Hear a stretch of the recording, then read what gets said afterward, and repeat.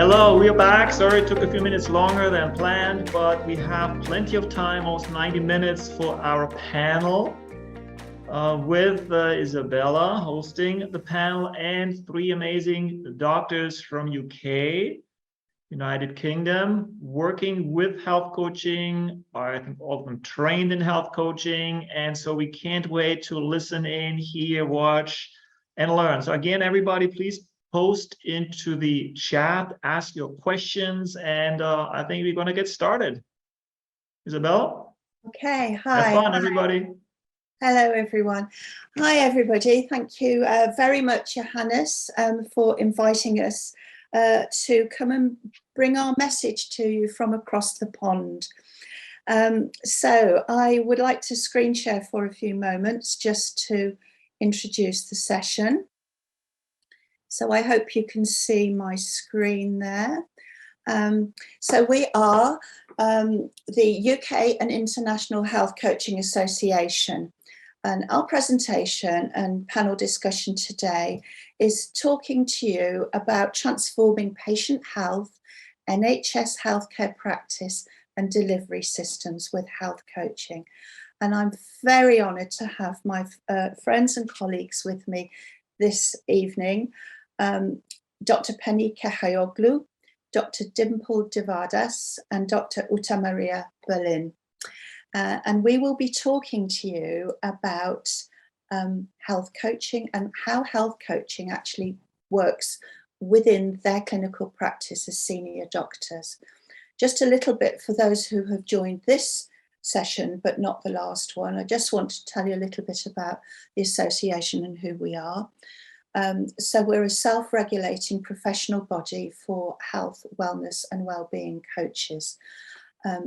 Our self-regulation includes a scope of practice, professional standards for education and training, a CPD requirement, and in 2023, a supervision support development.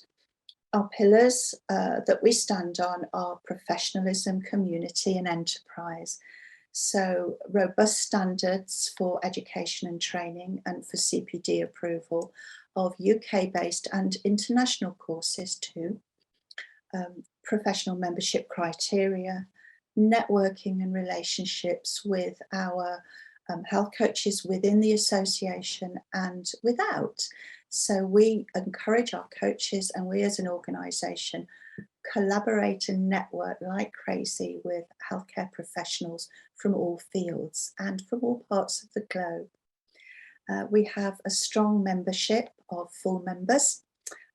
These are graduates from our approved training schools and training courses, students in training, those that are registered on those same training courses, and a growing number of affiliates about which we're so excited because they include physicians, surgeons, oncologists, anaesthetists, nutritional therapy practitioners, all kinds of other health professionals who are all interested in getting closer to the association and working with a coaching approach. And for those that have substantial experience but perhaps not have been qualified through a school, as my colleagues here today have been, we're introducing in 2023 a portfolio approach so that those colleagues of ours who are experienced and have plenty to bring to our table can be welcomed into the association. So with that, I will not share now and ask my colleagues to introduce themselves into this session. Before we begin, I'd just like to give you a quick rundown of how we're going to have our panel discussion. So I'm going to ask them all to introduce themselves because they do the best job of that. Our session is really to ask them to explain a little bit about their background, what's brought them to this Zoom call this afternoon, how they use health coaching in their professional practice, and how it fits into their role. They'll be talking about examples of the successes that they've had the challenges that they've had working with a coaching approach, and their vision really for how they would like to see health coaching impact their particular field. And then the last part of the discussion, I'm going to ask them what it means actually. What does health coaching mean for them as senior clinicians? What does it mean to for their patients, for them as individuals, and importantly, for the development of healthcare systems? So with no further ado, Penny, would you please introduce yourself and take it away? Sure. Thank you so much, Izabella. It's great to be here this evening and having such a wonderful panel of colleagues and yourself and talking about health coaching, which is most exciting for me. So my name is Kechagioglou. I'm a consultant clinical oncologist, a cancer specialist in the National Health Service in the UK, and I treat patients with classical oncology therapies such as chemotherapy, radiotherapy, clinical trials. And I'm also very interested in what we call integrative oncology, which is the combination of mainstream cancer therapies and complementary health and well-being lifestyle medicine. So I co-chair the British Society of Integrative Oncology with another colleague, and I've got a podcast which is called Cancer Talk, which is about opening up to the healthcare professionals really the science of integration and including health coaching, and how can we incorporate those tools in our clinical practice to enable and empower our patients and improve outcomes. That is what it's all about for me. So I use health coaching in my practice on a day-to-day basis with my cancer patients. I use the coaching approach with my colleagues. I've got some leadership roles as well in the NHS, and I find coaching a very good approach with senior leaders, which I think is really important, and how we approach our workforce colleagues to ensure that we are aware and mindful of our behavior and practice, and also identify opportunities to engage with people and enable change, which is what it's all about. So that's in summary for me, and I'm just looking forward to the next to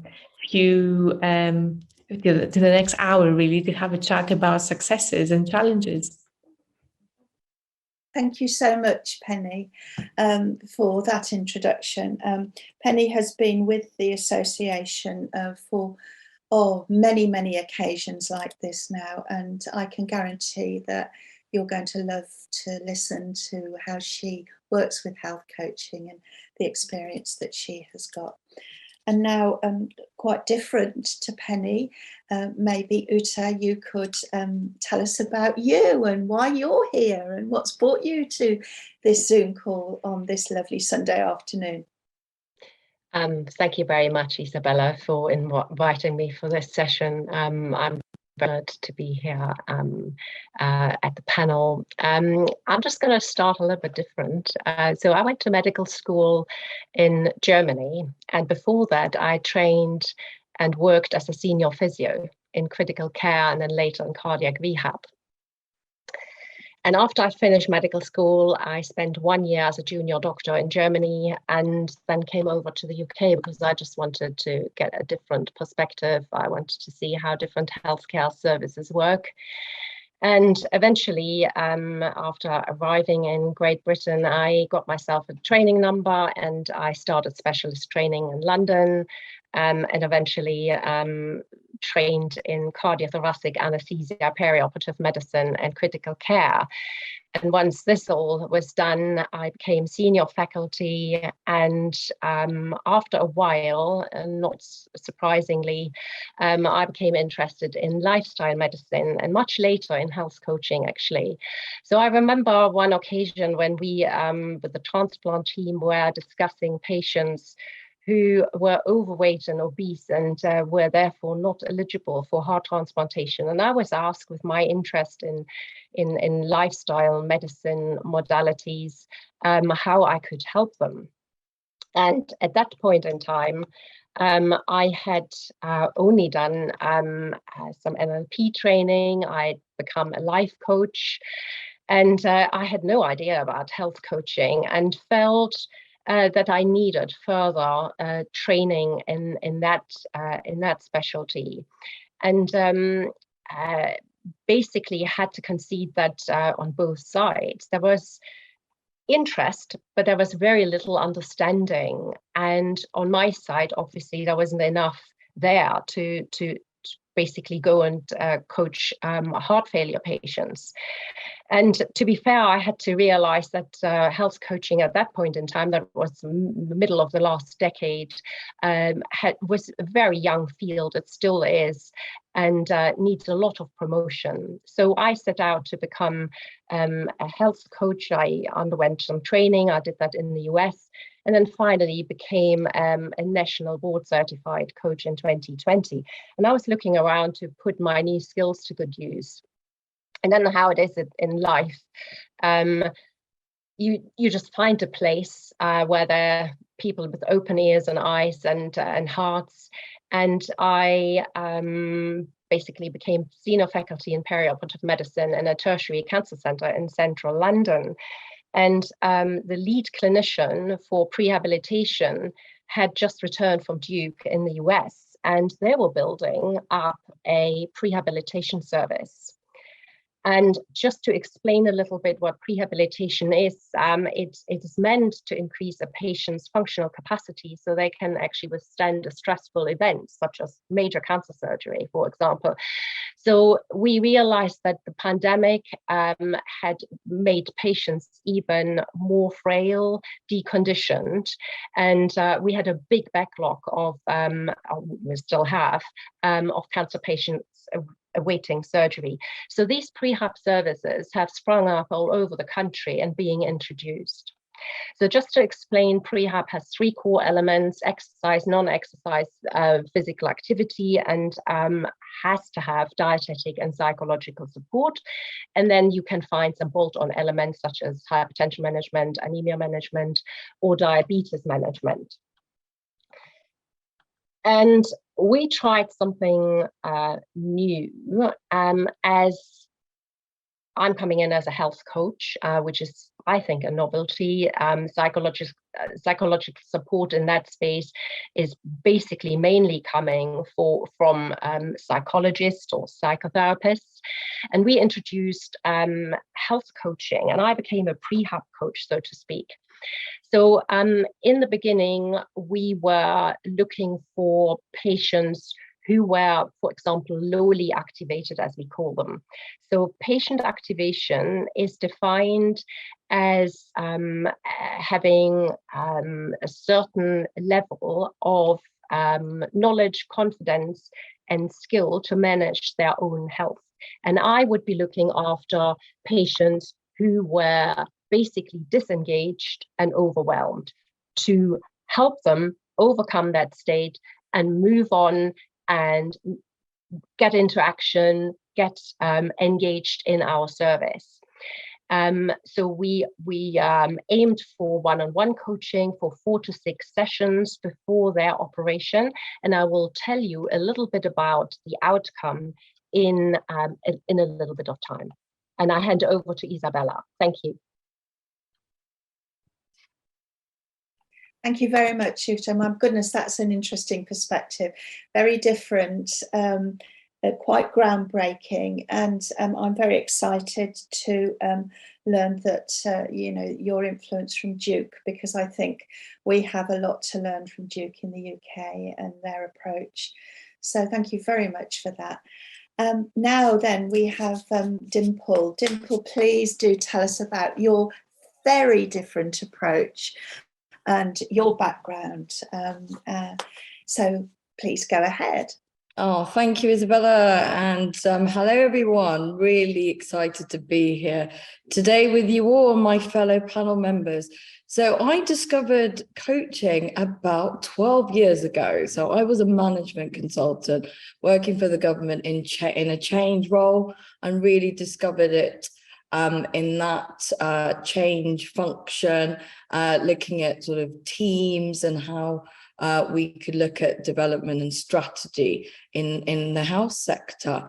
And then over the last decade, I have utilized coaching in lots and lots of sectors. I am a GP now, so from a hospital medic in mainly acute medicine, pediatrics. I'm now retrained in various fields. I'm an NHS GP, also certified lifestyle medicine physician, and I've also done a master's in psychological coaching a few years ago.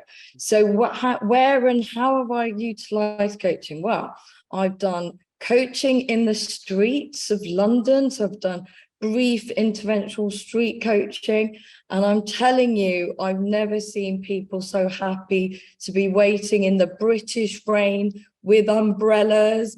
And I've done coaching in the park with local mayors, with yoga, and again, people, we were moving and doing brief interventional coaching. I've also done coaching integrated into my clinics, whether it's lifestyle, obesity, in the hospital as well, or in general practice, both remotely and face-to-face. So I bring lots of other elements, including a creative inquiry part to the coaching. So I bring a lot of multimedia art, and that's really part of a broader reflective and creative inquiry into behavior change, and also bring in aspects of improv and also aspects of volunteering as well. And so I also run public engagement campaigns and exhibitions. So that's just a very, very quick summary. I'm sure we'll be able to share some examples of how I utilize it in different settings. So super excited to be here. Thank you. Thank you very much, Dimple. There's a lot more to come from Dimple, and her amazing creativity is truly inspirational of how Dimple uses coaching in her approach. So, Penny, can I ask you then to share with the delegates here today a three-part question. Tell us about an example of success, what you consider to be a successful intervention relationship episode. Tell us about a key challenge that you've had using a coaching approach, and tell us a little about, just to set the scene for going forward, what would you, if you could only pick one or two things about coaching that could change the work that you do, what's your vision for coaching in your space as an oncologist and an integrative practitioner? Thank you, Izabella. I do love all those questions, and my goodness, I've got many examples to give. And previously on my introduction, I talked about how I use coaching in my cancer practice. Sorry, guys, can I just quickly jump in? Some people experience slow internet and audio cutting on and off. Would it be okay if we turn the video off, all of us, just to make sure if that helps? Because everything working fine, but some people, wherever they are, have that problem. So let's just try, and at least we have good audio for everybody. Cool. Thank you. Thank you. Okay, please go ahead. No worries.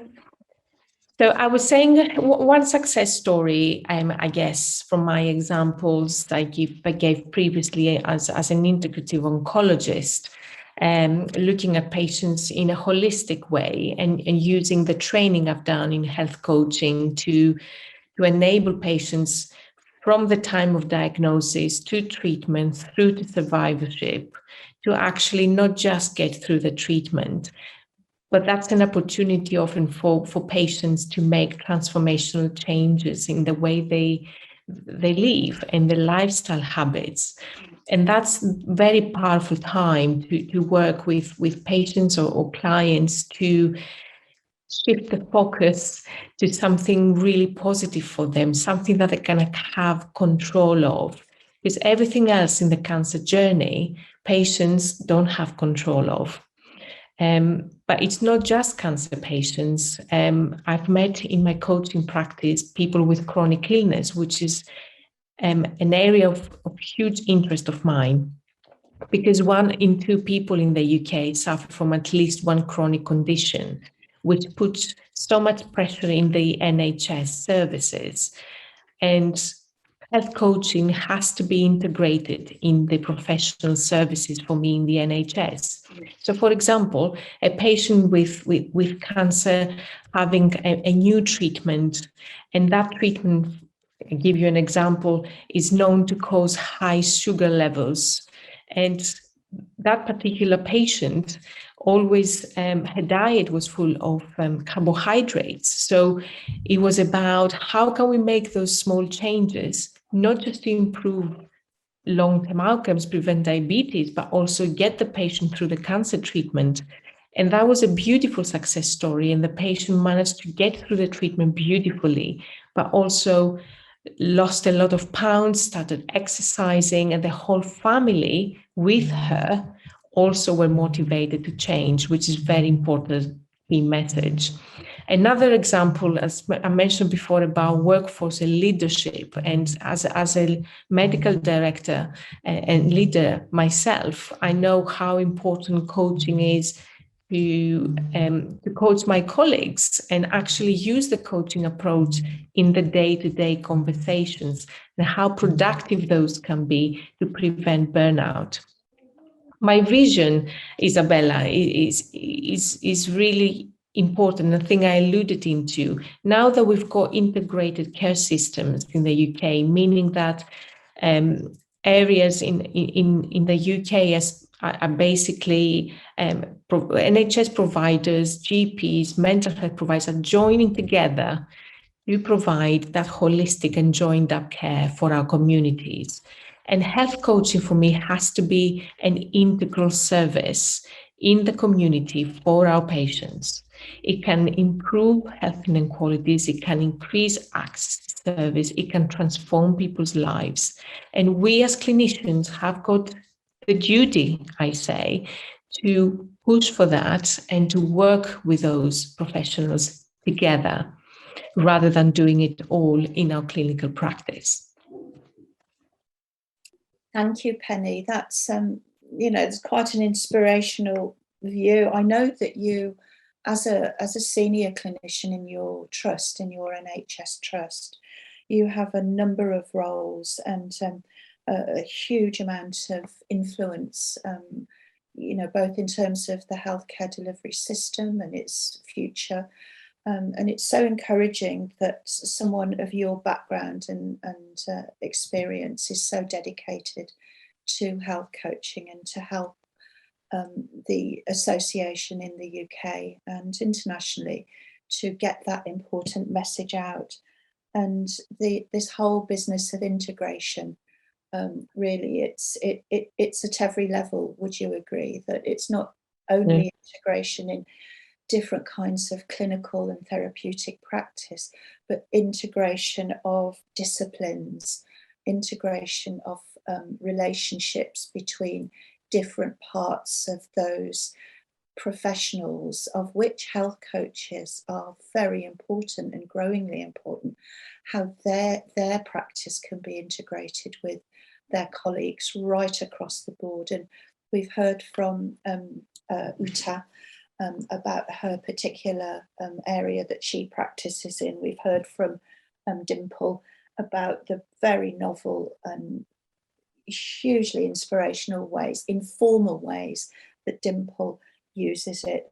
Would you agree with me, Penny, that actually we are the hand in the glove of delivering a different kind of healthcare? I absolutely agree with you, Izabella, and it has to be the future of healthcare, okay? We cannot work in silos. You cannot have the clinicians working in one side and health coaches working in different areas. We need to come together. And as you say, there are other professionals as well. We know about social prescribers. They have a role as well. So how can we all come together? and for the common goal. And we know what that is. We need to move into a preventative medicine space rather than being reactive and treat illness as it comes.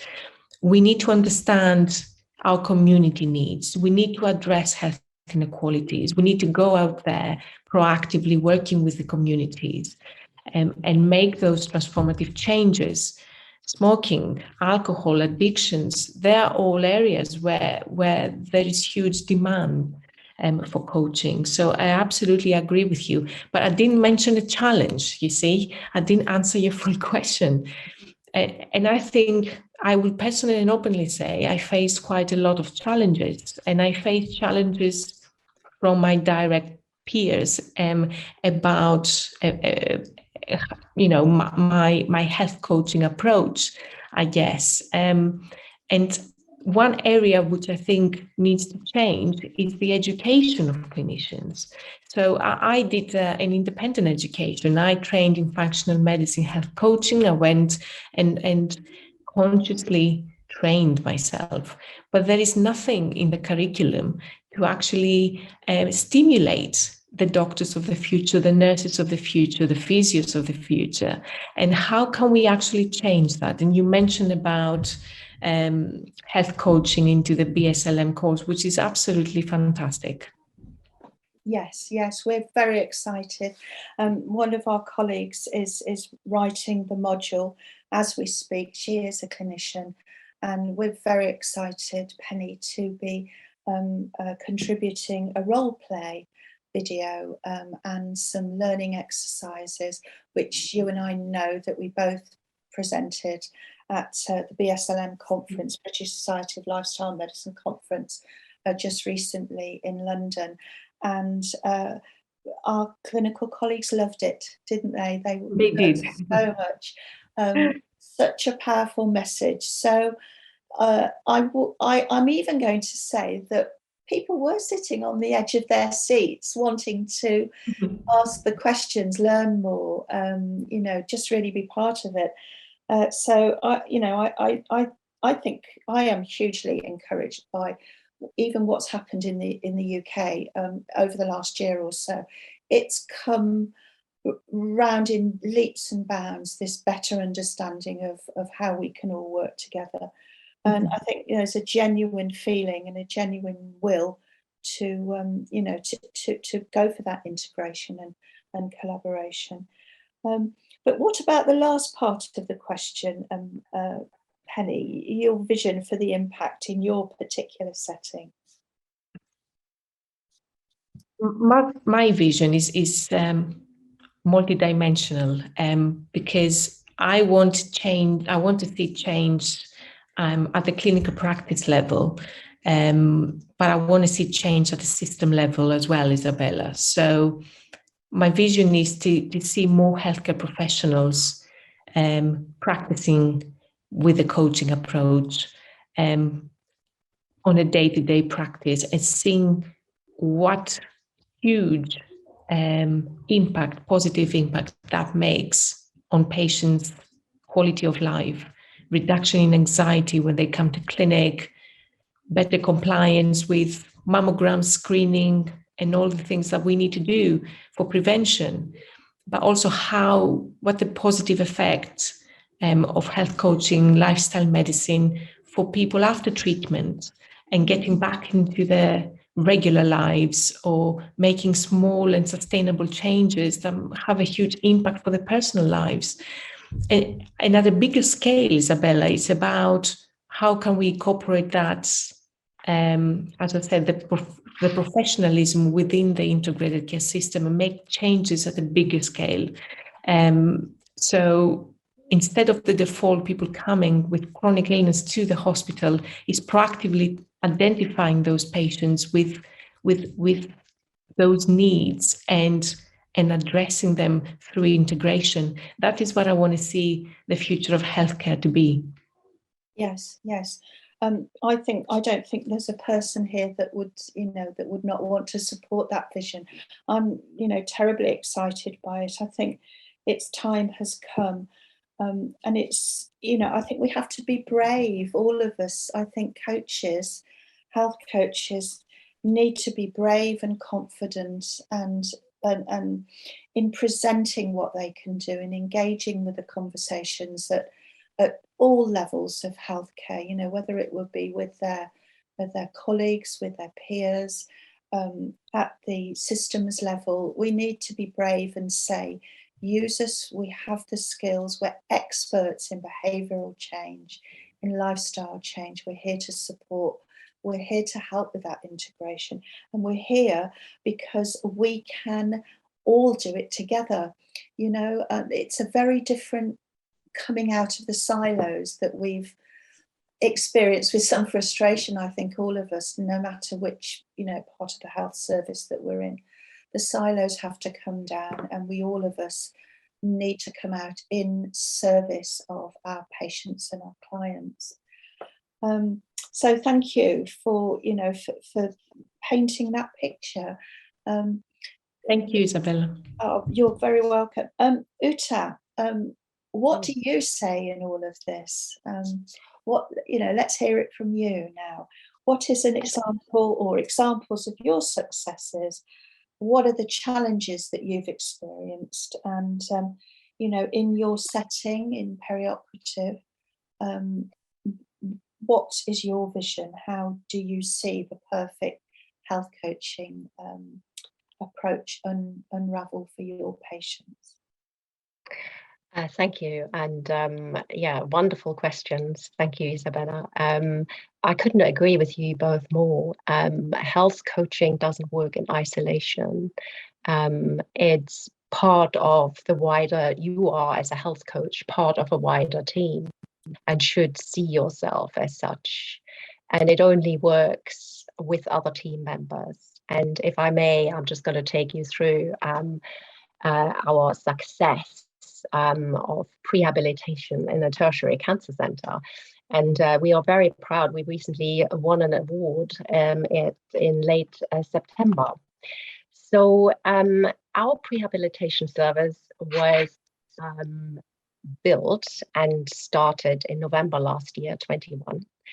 And in the first 7 months, we had 70 referrals from parent teams. And they come from urology, the cystectomy pathway.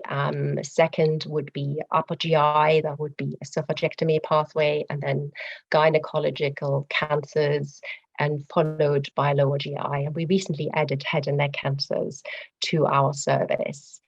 Out of those 70 patients, we treated 40. And the average age of these patients was about 70, so 55 to 88 was the age range.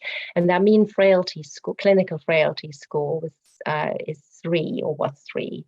And that means beyond normal routine walking, they didn't do very much. So these patients get referred to our weekly MDT and we discuss them. And then they get an invitation, they get a phone call, and they get an assessment.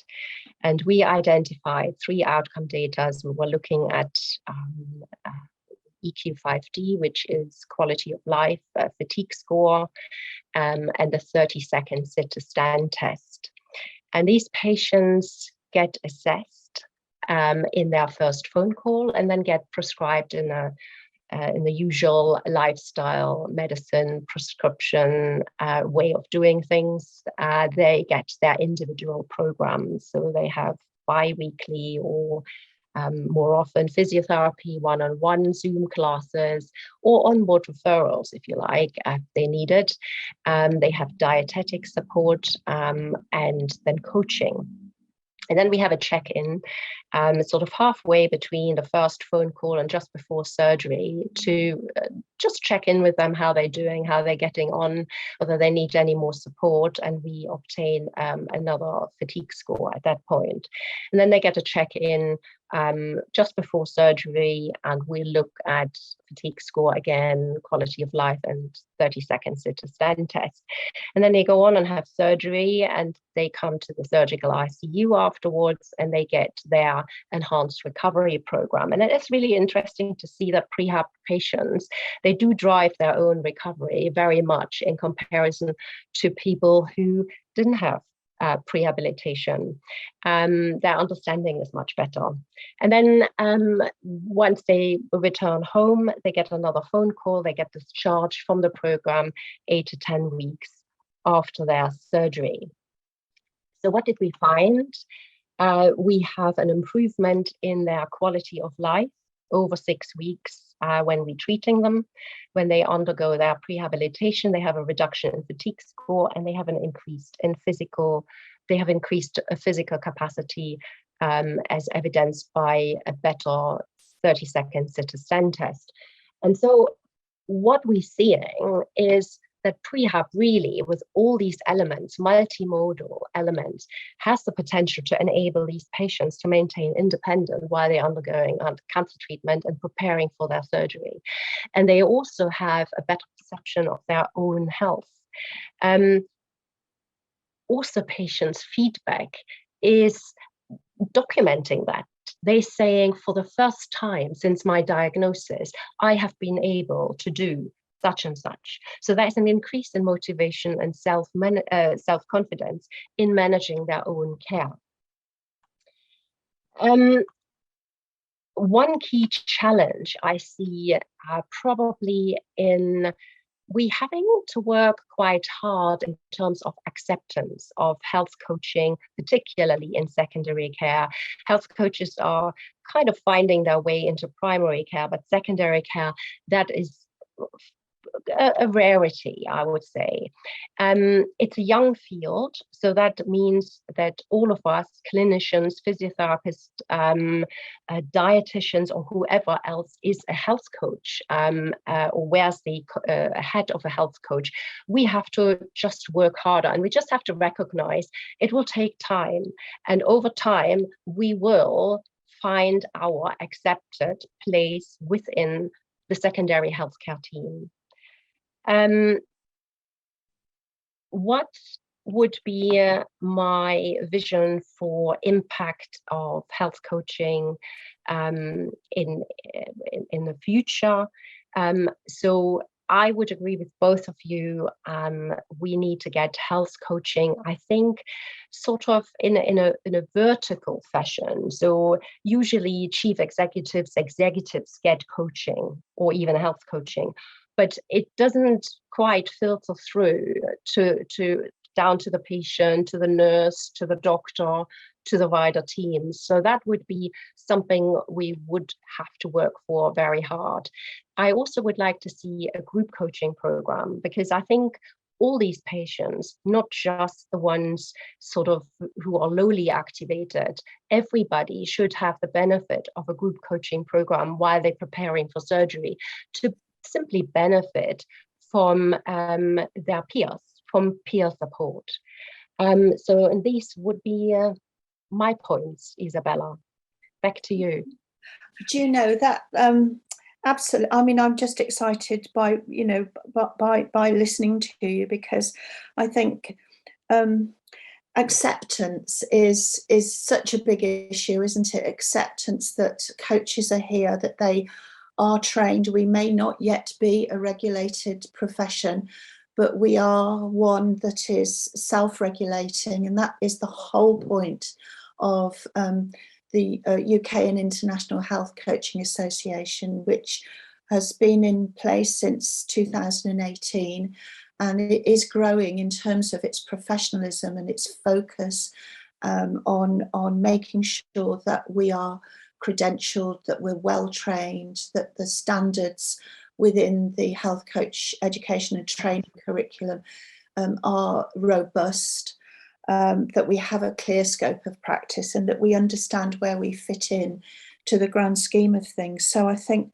this whole idea of acceptance is something that we need to take very seriously, and that's why it's so important that we have colleagues like yourself and Penny and Dimple with us on board, because at the end of the day, you are the clinicians that your colleagues will listen to, and you will help us get that message through, that glass ceiling, if you will.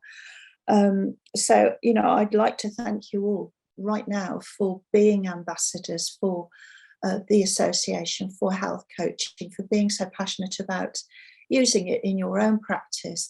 And, you know, this idea that coaching needs to be applied really within the healthcare setting at every level.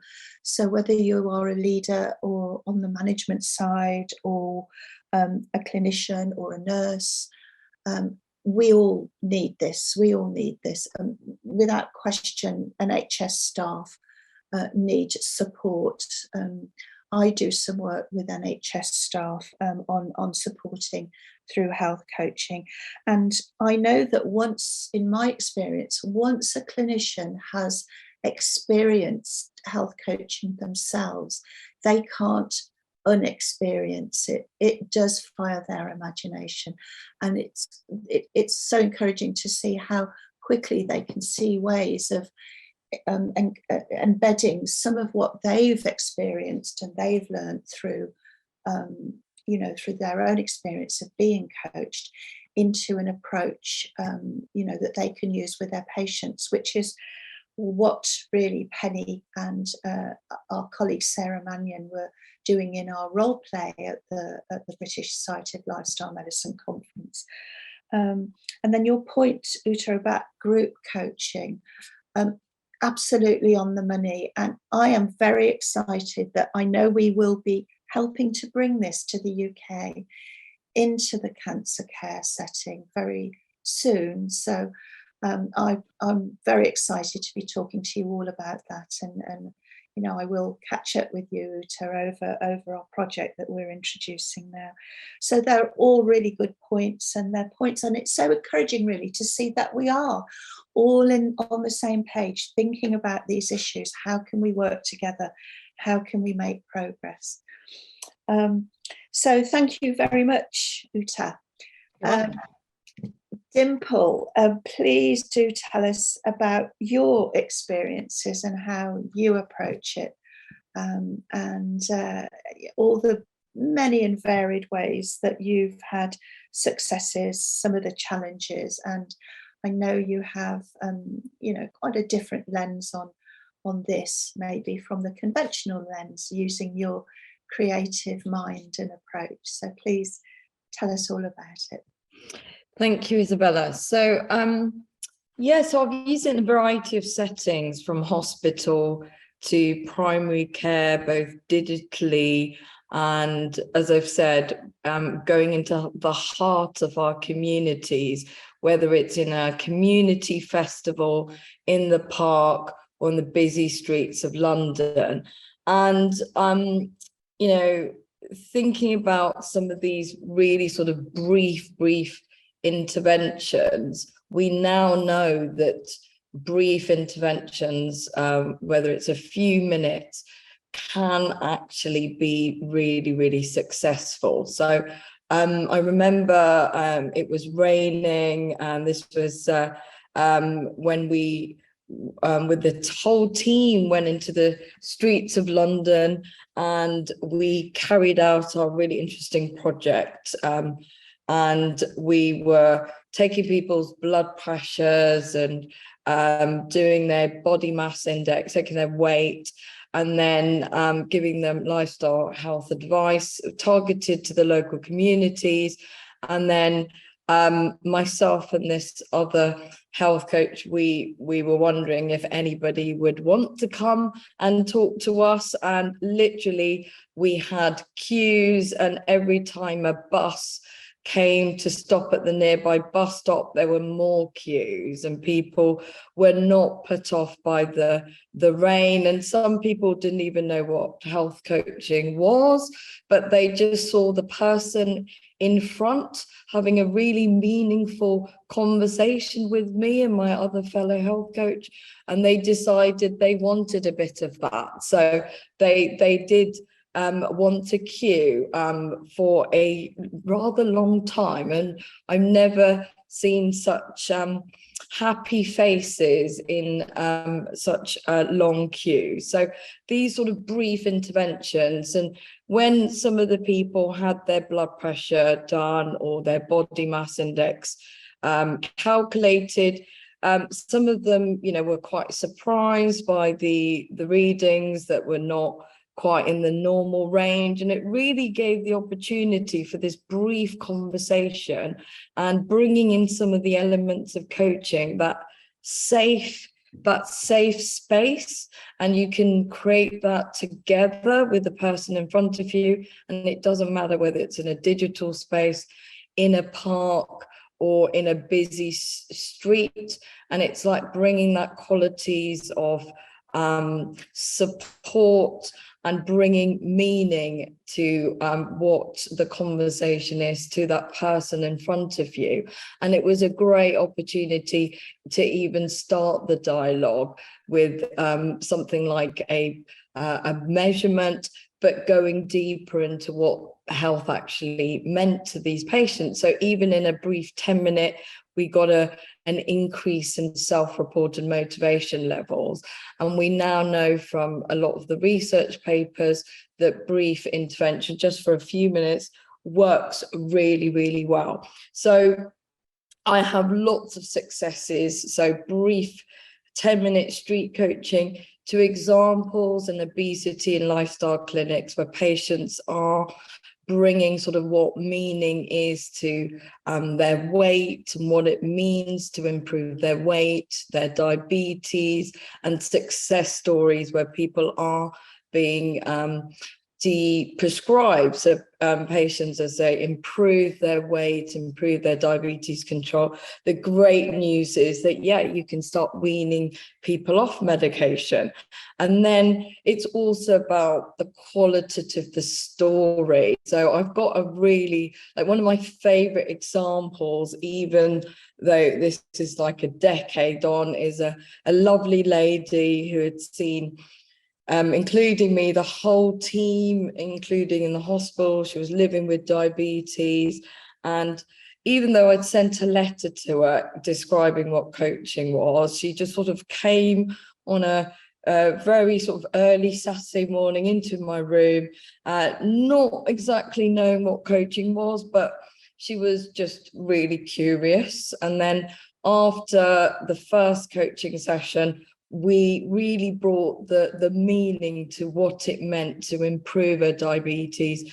And I think over the years, people had just kept on talking about her medication and her blood levels, that she had lost a connection to why she was actually even trying to improve her diabetes. So even after a very short session of about 30-40 minutes, she identified the meaning. She wanted to improve her diabetes because she could have more energy to spend with her granddaughter and daughter and other members of her family. She could be connected to some of the activities she enjoyed, like going into the garden and being active.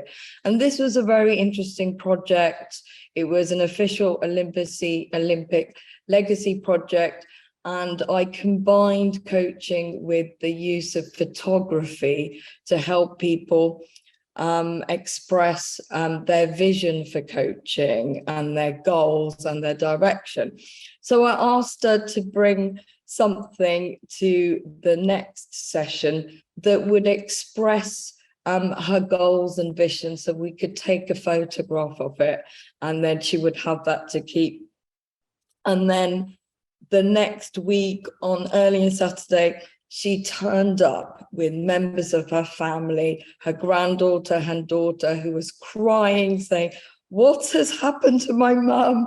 I don't know what has happened. She's changed. She's got so much energy." And, I'm so excited to be part of this photograph. And she brought her favorite plant and her granddaughter. So we've got a beautiful photo of the several generations holding her favorite plant. And that was really about representing the meaning. And she was really, really excited about the new chapters. And I hadn't really seen her the change in her energy levels. And so that's just an example. So whether it's in the street, whether it's starting a brief conversation about something like weight or a blood pressure, which can seem quite meaningless until you bring it into the personal space, a safe space into the coaching space where you can support people, you can make it really personal, and then you can also bring some challenge into it so that in very gentle ways, so that they can start looking at it in different ways. So it's not just about thinking outside the box, but looking at the box in all directions. And coaching for me, I think it's about looking at things in a different way with a different lens, and just looking at weight or what it means to you, or looking at it from a different perspective with your family, can bring change in a matter of minutes.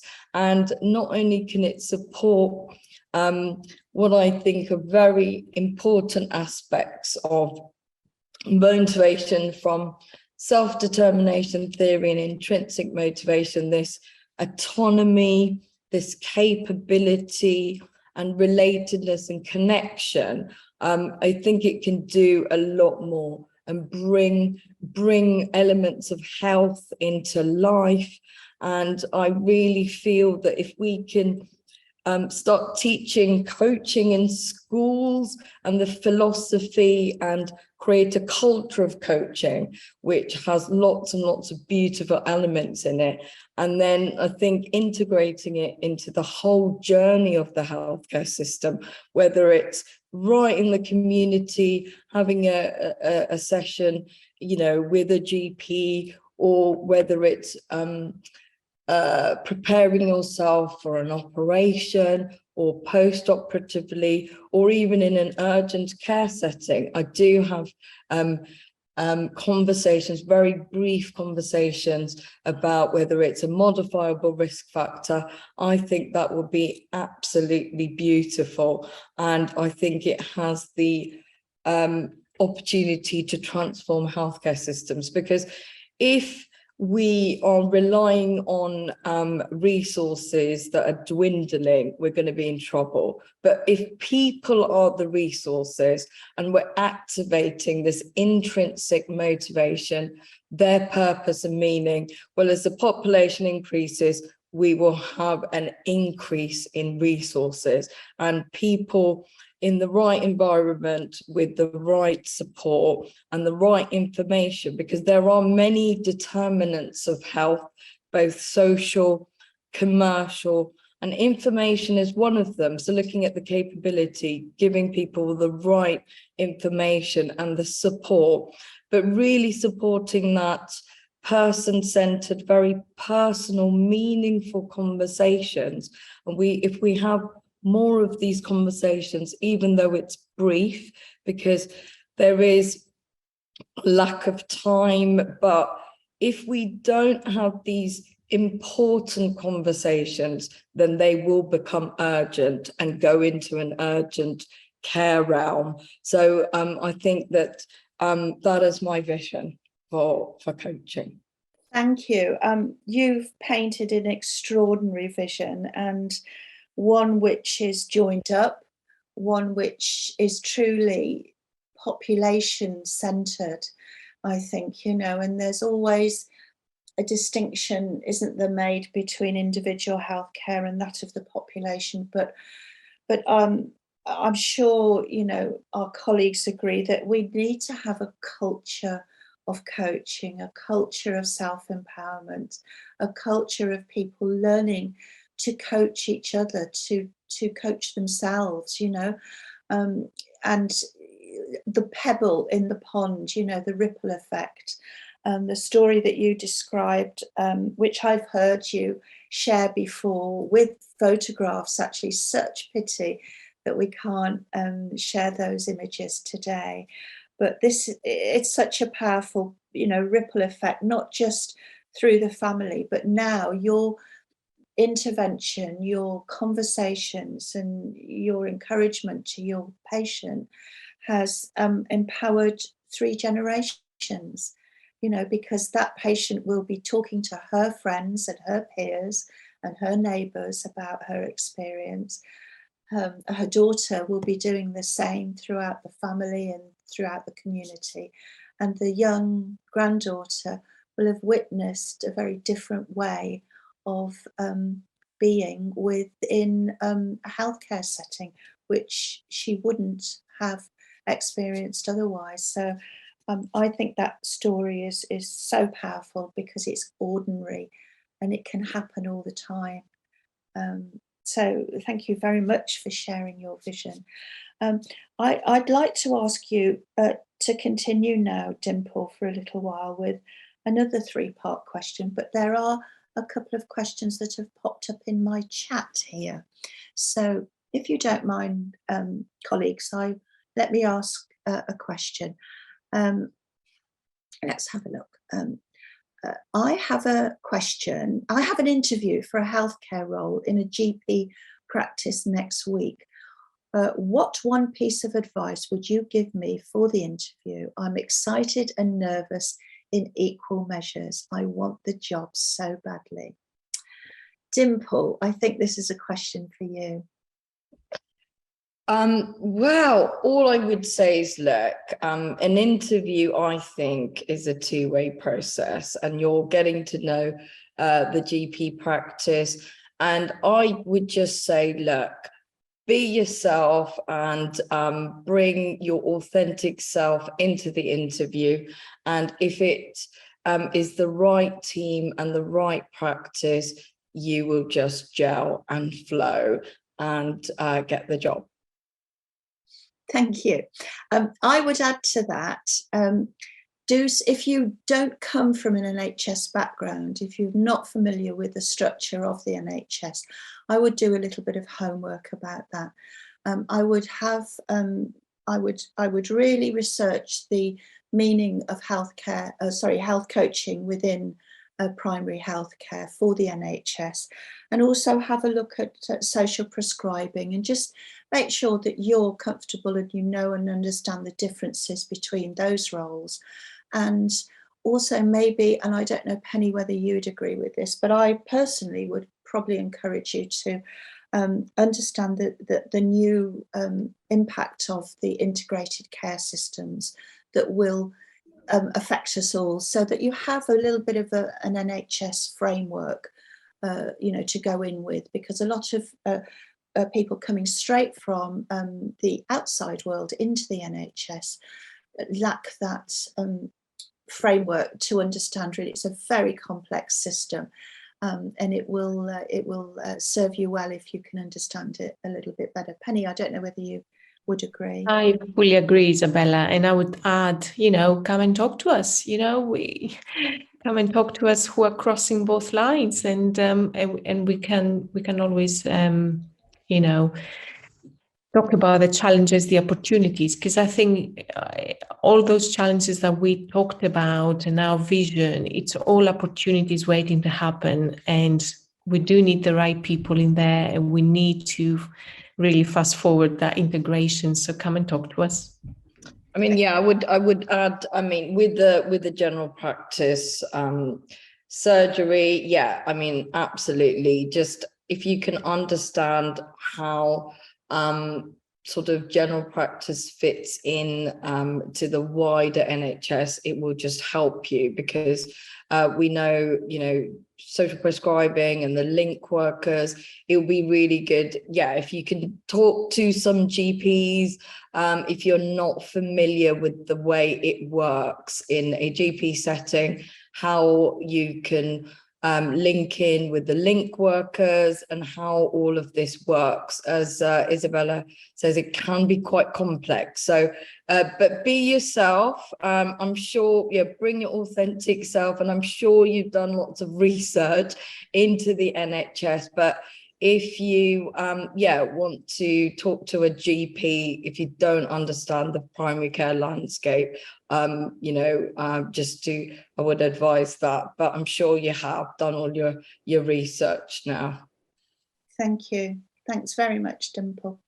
I've got another question here. Someone is asking, am I right in thinking that each hospital division has entirely different processes and options with regard to health coaching in the UK. I struggle to understand the structure and plans within the NHS.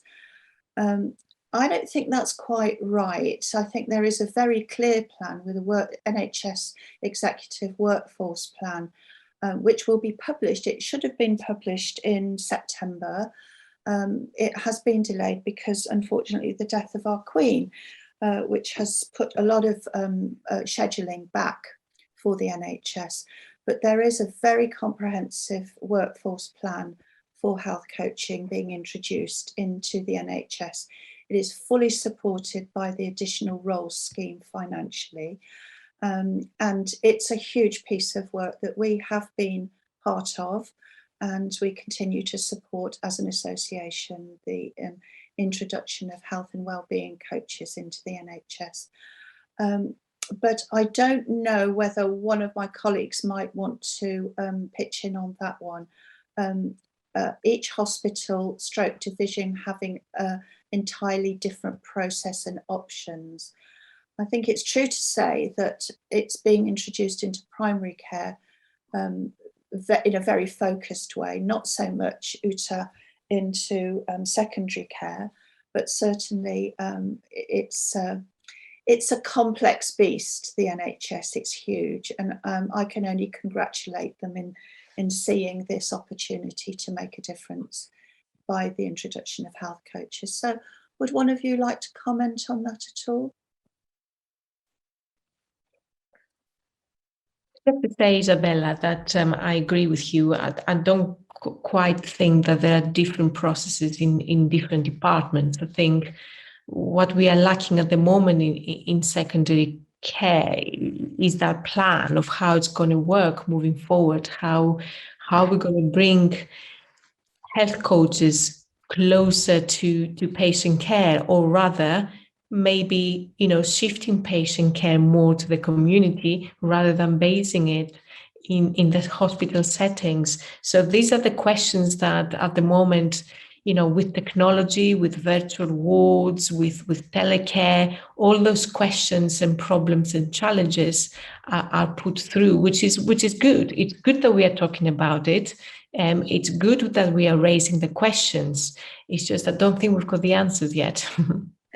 Thank you. One more question, and then I'd like to go back to the panel and our discussion. So I have a question here that says a key issue in the UK is that Brits expect healthcare to be free, at least at the point of use. I have a private practice and also work for an organisation that passes on GP referrals. This means that I've coached around everything that can't be handled in a 10-minute GP appointment. I'm not quite sure whether it's a question or a statement, and I'm not quite sure whether it's a UK-based question or statement, or whether it's coming from a colleague overseas. But I can say this, that healthcare in the UK is not free. We pay for it through our taxes and our contributions. It is free at the point of delivery, and we, in the UK, that is what the NHS has stood for since its inception. So it's not a free service. It is free at the point of delivery, i.e. people are not expected to pay out of pocket as they are maybe in other healthcare systems, and neither does it depend on insurance. So I'm not really sure what the question is, but I just felt we needed to address this issue about it being free. And, of course, the whole point of having a health coach available is that GPs only have a 10-minute appointment, which means that working with a health coach, when you have a qualified, experienced health coach on your team, is exactly what you need in order that you can get on with the next patient and helping to support them to make better decisions. And you have a health coach within the practice or within your PCN to rely on. Okay, I'd like to now go back to Dimple again, please. Dimple, here's a three-part question. What do you, in your experience, do you feel that health coaching has meant to your patients, to you as a practitioner, and for healthcare systems generally? Yes, thank you, Izabella. I think really it's about something really, really personal. So it's that connection, because when I was in hospital medicine, you know, everything sort of, you don't get that insight into people's lives as much, especially in acute medicine. But in the community and in general practice, you're getting 10-minute glimpses into people's whole lives, you know, the social setup. And it's amazing how much you can, you know, pack into 10 minutes. But it's just also looking at the notes and the stories, and really you can get 10 people come in with back pain and it affects them completely differently. And the way, you know, you can help them even, you know, sort of comply with the treatment to prevent something going from acute to chronic, and looking widely at how their environment and their sort of habits are impacting, and even things like the whole family. You know, there's no point just, you know, expecting somebody in the family to change their lifestyle when, you know, they don't do the shopping, or it's part of a whole system and culture. So I think really it's about bringing meaning to health and having those personal conversations. And that is what health coaching, I believe, has the opportunity to do. And I do integrate my health coaching even into sort of very short, brief interventions. And I think that starting even a brief coaching conversations, the power of a health professional can be super powerful. And then the studies have shown that the increased number of brief interventions, so it could start with a GP, then a health coach, a social prescriber. If you increase the number of brief interventional contacts, that's got really good success in various aspects, and physical activity is one of them, where there are research and papers. So I think that's really what it's about. And the second aspect is really to support their confidence. So I refer to self-determination theory by Dicussion and Ryan, and it's this sort of intrinsic motivation. So the three aspects: capability, autonomy, connection, and relatedness. So utilizing coaching, you can bring all of those aspects into the health arena, in terms of whether it's diagnosing a behavior change, whether it's adherence to treatment, the way they view transitions such as a new baby, menopause, perimenopause, a bereavement, a significant event in hospital. So it's all of those aspects bringing into a safe space. And what does that health coaching mean to me? Yeah, and it's all related. So for me, coaching is co-creating a space, a safe space, both psychologically and physically, with the person with us, whether it's a member of the public or it's a patient and or a coaching client, and holding that space, that container for everything that it comes up. So whether that's challenges, it's assumptions, looking at limiting beliefs, it's looking at all the stress and the tension. So it's holding that space and then having that container to try new behaviors out. So it could be that people are scared to try some new behaviors. So I do a lot of somatic coaching, get people to move. So trying out new behaviors, could be looking at different perspectives, examining health assumptions or beliefs which can be very context specific. So it's all of that. And it's really bringing in change conversations to give people that capability, that confidence, activating and supporting that person-centered confidence, self-efficacy, empowerment, people talk about, and it's bringing all of that and then into that space so that, yes, the 10-minute that or 30 minutes you spend with the patient is really, really important, but new insights and meaning can emerge, and then people can maybe set a different direction, bringing in the new information and insights. But very, very important then is the next stage when they go out into their lives. It's integrating this new meaning, new insights back into their lives, where it's a new view of looking at things, a new behavior, a new way of looking at things, or it's a new energy or insight back into their lives. And so what does that mean for healthcare systems? Well, there's definitely a bottleneck, there's a real demand, but the more we can get patients to, and again, I go back to this self-determination theory, looking at that capability, whether that's confidence, and looking at if information, the right information is a determinant of health, looking at that autonomy, what are the skills that we can give to patients, even something like such as physical activity.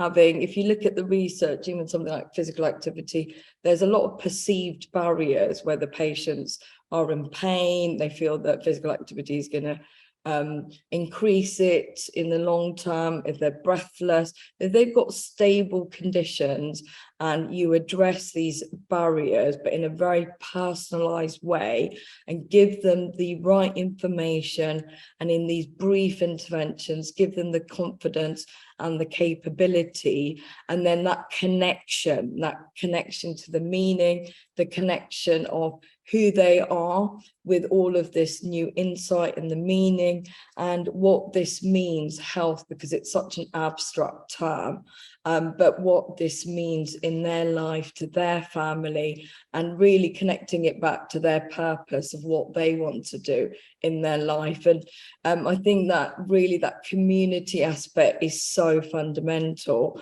And if it's, linking in with the community, whether it's social prescribing, their particular community sectors, I think it's really fundamental. But it's got an ability, if we've got patients that are more empowered and have the confidence to deal with their own health in a way, it can then lead to better health outcomes.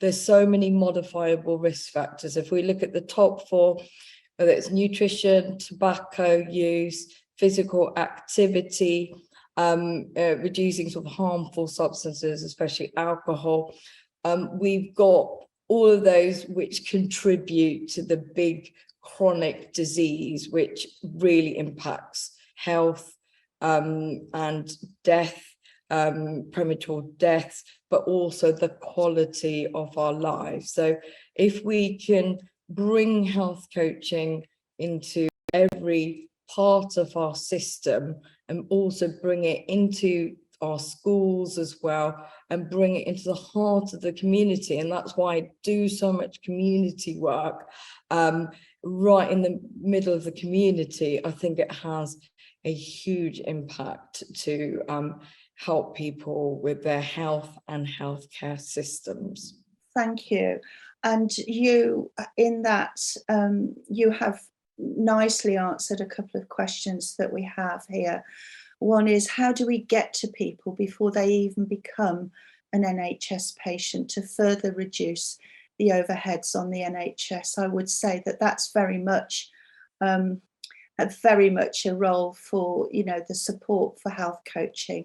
And can or will this complexity of the NHS stroke healthcare landscape be simplified? Well, I think listening to Dimple's response there, it certainly can.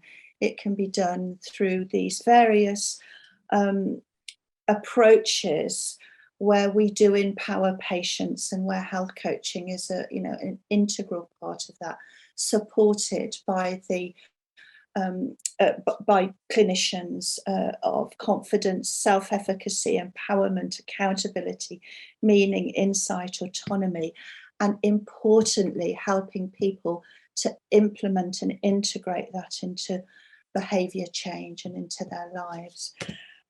We're nearly at the end, and I want to ask Uta and Penny quite quickly. So we have 10 minutes left, colleagues. Uta, what does it mean? What has it meant for your patients, for you, and for healthcare systems? Sure, thank you, Izabella. I would second everything Dimple and you just said, and I would add that for me, it's the being as a coach. So bringing in unconditional positive regard, mainly. And Dimple spoke about opening up a space and make it safe. And I think that really that's of utmost important to my mind, to laying the ground for opening up for conversation and building rapport. And the second one is the ability to bring in global listening as something we're learning as coaches, and we spend forever to perfect or trying to perfect. That is really important, so they feel heard, understood, and respected.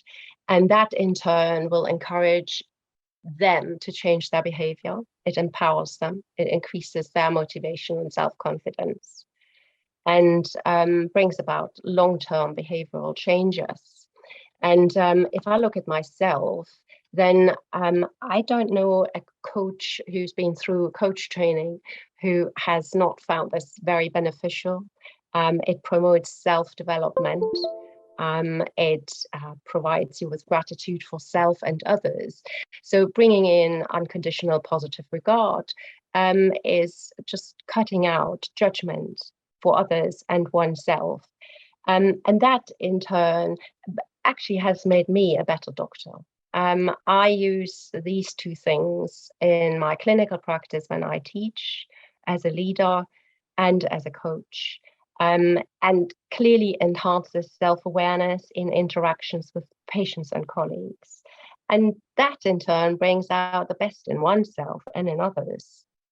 And then if you look at healthcare systems, if I look at the clinical space and then the space where leaders of healthcare teams come in, I can see bridges. So the coach bridges the ever-increasing and fast-paced surgical side of things with a patient who is hungry for more information, who didn't quite get what was said, and brings in the listening skill and opens up the space so that they can make the changes. And I think if that space is not there, they won't be able to do this. And if that happens sooner, then changes can happen faster.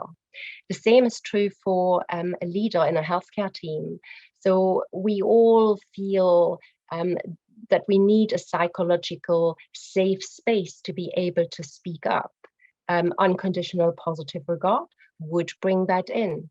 And embedding health coaching in primary care to bridge secondary care with primary care, so that maybe prehabilitation can start a lot sooner rather than starting it up in the hospital. So that would be my 5 cents here. Thank you. Thank you. And in fact, I share your vision. I think it's so important that we join the dots between primary care and secondary care, and then actually, into the community as well, because we need to change the system so that it actually meets the people where they're at. And we are whole people living in a whole context, in a whole life. So it's so important to have that continuity of care. And although each of those different stages may be quite different in their nature, the person is still the same. And I think this is where the power of a health coach who can support an individual through that journey, and right from the get-go, to help them come out the other side and then go back into their community with skills and confidence and in better health.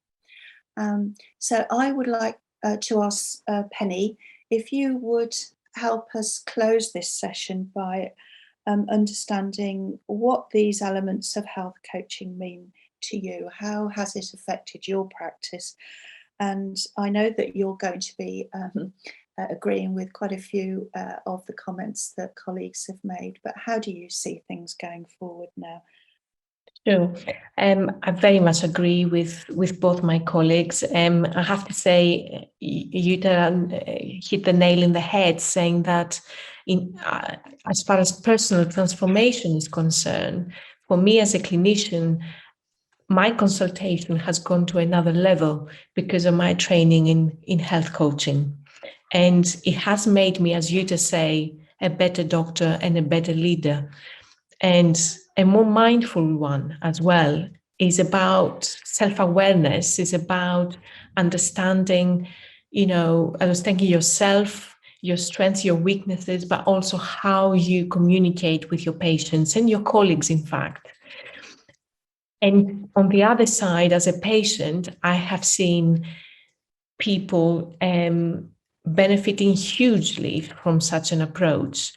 Coming to an oncology clinic, you can imagine, is one of the most stressful things ever. Coming out more relaxed is what I'm working on every day, and seeing people coming out with trust, with confidence, with control, with hope that they can do something about it and they are not helpless. That is for me what it's all about. And there's a huge opportunity as we see those patients frequently to promote lifestyle medicine. I mean, for me, every encounter has to matter, whether it's primary care, secondary care, in pharmacies, in hubs, everywhere we should be addressing patient needs. We should be using a coaching approach and every opportunity for lifestyle change because it is transformative. And if we see the burden of chronic illness for patients and for the system, we just cannot carry on the way we do at present, being driven by hospital medicine rather than finding the opportunities to address upstream the risk factors that cause illness. So for me, it's multidimensional. Health coaching fits at the consultation level, at the frontline clinical level, at the middle level in terms of our management and leadership, and at the system level in terms of changing the way we think about healthcare. Thank you very much, Penny. And I think that has well answered one of the participants' questions here. How does the UK integrative care system affect healthcare in general and health coaches? I think the answer to that, it is happening as we speak. You've heard from this last hour and a half from three wonderful doctors who are passionate about their disciplines, passionate about their commitment to their patients and to patient care and to improving the public's health, and passionate about health coaching. This is the integrative care system. We're building it as we go. We're building it with every conversation like this, with every conversation that we have with our colleagues in hospitals, in primary care, in the community. So Johannes, I wonder if you'd allow us just to switch our videos on, just so that yes, please do. Apologies for that. It worked perfectly fine without videos, and I don't know, UK maybe is too far away or something. I don't know. Well, we got who knows, technology, but that was amazing, guys. That was absolutely amazing. Thank you so much. So I handed, please continue. We have still a little bit of time if you'd like. I just really wanted to say, I hope we've answered all the questions satisfactorily here. If anybody has more questions, please do reach out. Please do reach out to me at the UK, an International Health Coaches Association. Go and have a look at our website. If any of you want to reach either Penny or Uta or Dimple, please, you feel free to do that through me. I would just like to leave you with this message. Lifestyle medicine and health coaching are hand in glove. I hope we've demonstrated that this afternoon. Sometimes the same people with the glove are also the hand. Sometimes they need another hand to support them. So thank you very much, colleagues, and thank you, Johannes, for inviting us here this evening. Well, thank you so much, Izabella, for hosting the panel, for leading it, for being a leader in the UK and globally, obviously, in the health coaching movement. Dr. Uta, Dr. Penny, Dr. Dimple, thank you so much for being here. A lot of feedback was, oh, it's so encouraging to see physicians that work within the system, that are health coaches and integrate health coaching. So thank you and keep it going. Let's multiply. We need how many? We say we need hundreds of thousands of you. We will. Thank you so much. And again, let me just one last thing here before we close, actually. This has been incredible tonight. Great insights, knowledge sharing, and shedding light on the future of healthcare in the UK and worldwide. This is the future. We all know it. Just might take a few more days until it happens. Thank you. And also thank you, everybody listening, being part of the summit. We still have 7 days to go. So please free your schedule over the next 7 days, especially the last day is going to be the best, October 30th. And please also invite your physician, your healthcare professional, wherever you are. Just imagine if we have like 50,000 in here in this summit, if we just can inspire one physician, one healthcare provider, one organization, that's what we need, that ripple effect, right? So don't just say, oh, somebody else is going to do it. No. Take your finger and say, here, that's where we start. Yeah. Okay, take one action, right? That's part of how we teach health coaching micro habits. It's this little tiny action, which could be just right now. We close this here and you say, let me go on my social media and I email everybody, just the website, right? Just the prescribedlifestylemedicine.io. That's all you need to do for today. Okay. Thank you again, everybody. See you tomorrow. Tomorrow, please do not miss the father of lifestyle medicine. Who is that? I'm not going to tell you. See you tomorrow. Thank you so much, everybody. Thank you. Bye. Thank you. Thank you so much. Good evening. Good morning. Good afternoon. Here we go. Good night. Bye-bye. Good. Wherever you are. Thank you. Thank you again. See you tomorrow.